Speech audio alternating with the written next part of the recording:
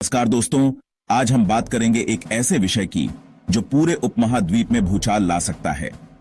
एक ऐसा सवाल जिसने हर भारतीय के मन में हलचल मचा दी है। पाकिस्तान, जो अक्सर अपने अंदरूनी संकटों से घिरा रहता है, अचानक अंतर्राष्ट्रीय मंच पर अपने तेवर क्यों दिखा रहा है?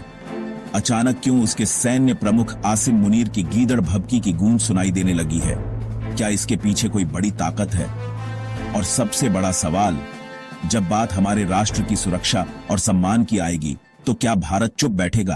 पाकिस्तान, जो पहले से ही अपने परमाणु हथियारों का हवाला देकर गीदड़ भभकी देता रहा है, उसे अमेरिका की थोड़ी सी शह क्या मिली, उसके सुर ही बदल गए।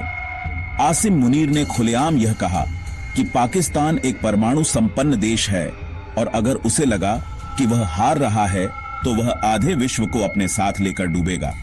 यह बयान एक साधारण धमकी नहीं है, यह एक देश की सोच को दर्शाता है जो आतंकवादियों के साथ मिलकर काम करता है। मुनीर यही नहीं रुके, उन्होंने भारत को चिढ़ाने के लिए और भी कई बातें कहीं। उन्होंने कहा कि अगर भारत सिंधु नदी पर कोई बांध बनाता है तो वह उसे मिसाइलों से तबाह कर देंगे। उन्होंने यह भी दावा किया कि सिंधु नदी पर भारत का कोई मालिकाना हक नहीं है। आज हम इस पूरी कहानी का पर्दाफाश करेंगे, जिसके तार वॉशिंगटन से लेकर इस्लामाबाद तक और दिल्ली तक फैले हुए हैं।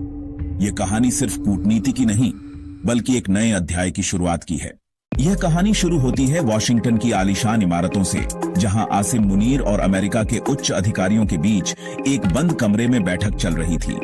पाकिस्तान की चरमराती अर्थव्यवस्था और उसकी सैन्य जरूरतों के बीच मुनीर ने अमेरिका के सामने मदद की गुहार लगाई।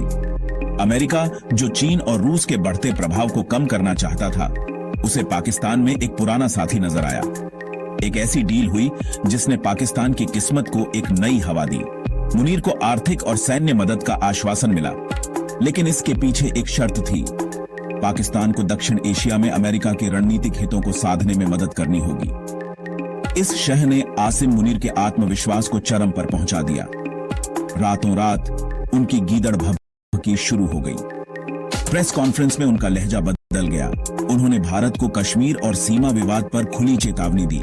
उन्होंने कहा कि पाकिस्तान की सेना किसी भी चुनौती का सामना करने के लिए तैयार है और भारत को अपनी आक्रामकता की भारी कीमत चुकानी पड़ेगी।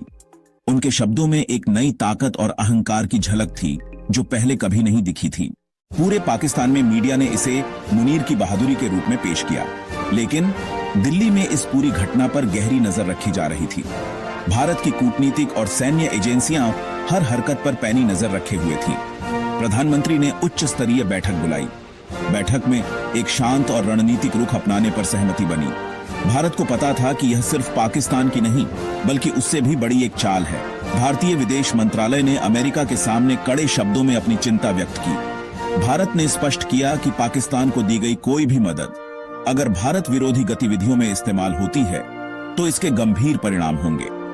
सीमा पर भारतीय सेना को हाई अलर्ट पर रखा गया, लेकिन कोई भी उकसावे वाली कार्रवाई नहीं की गई। भारत का संदेश साफ था, हम शांत हैं, लेकिन कमजोर नहीं। दिल्ली ने पाकिस्तान की गीदड़ भभकी का जवाब बयानों से नहीं, बल्कि अपनी ताकत से दिया। हिंद महासागर में नौसेना ने एक बड़ा सैन्य अभ्यास शुरू किया, जिसमें दुनिया की सबसे आधुनिक पनडुब्बियों और युद्धपोतों ने हिस्सा लिया। वहीं बॉर्डर पर भारत ने नए राफेल लड़ाकू विमानों की तैनाती की। यह एक ऐसा जवाब था जिसने आसिम मुनीर और उनके आकाओं को बता दिया कि भारत सिर्फ सुनता नहीं, बल्कि सही समय पर सही जवाब भी देता है। भारत ने यह भी सुनिश्चित किया कि दुनिया की बड़ी ताकतें यह समझें कि पाकिस्तान को दी गई किसी भी शह से क्षेत्रीय शांति भंग होगी। तो सवाल यह है, क्या आसिम मुनीर की गीदड़ भभकी कामयाब होगी? क्या पाकिस्तान अपनी पुरानी हरकतों से बाज आएगा? और क्या अमेरिका की यह नई चाल दक्षिण एशिया में शांति के लिए खतरा बनेगी? भारत ने इस पूरी स्थिति को जिस तरह से संभाला, उससे यह साफ हो गया है कि वह अब चुप बैठने वाला नहीं है। यह भारत है जो अब सिर्फ प्रतिक्रिया नहीं देता, बल्कि दुनिया को अपनी ताकत का एहसास कराता है। यह वह नया भारत है जो अपनी सुरक्षा और सम्मान के लिए कोई समझौता नहीं करेगा। तो दोस्तों, पाकिस्तान की यह हरकतें नई नहीं है, लेकिन जिस तरह से अमेरिका की धरती से भारत को धमकी दी गई है, वह एक नया और खतरनाक मोड़ है। लेकिन एक बात तो तय है, भारत 21वीं सदी का नया भारत है, जो न किसी से डरता है और न ही किसी की गीदड़ भभकी को बर्दाश्त करता है। आप इस पूरे मामले पर क्या सोचते हैं? क्या आपको लगता है कि पाकिस्तान की यह धमकियां सिर्फ बयानबाजी हैं या इसके पीछे कोई वास्तविक खतरा है? अपनी राय हमें कमेंट बॉक्स में जरूर बताएं। फिलहाल इस रिपोर्ट में इतना ही। देखते रहिए और हमें लाइक और सब्सक्राइब करना ना भूलें। जय हिंद।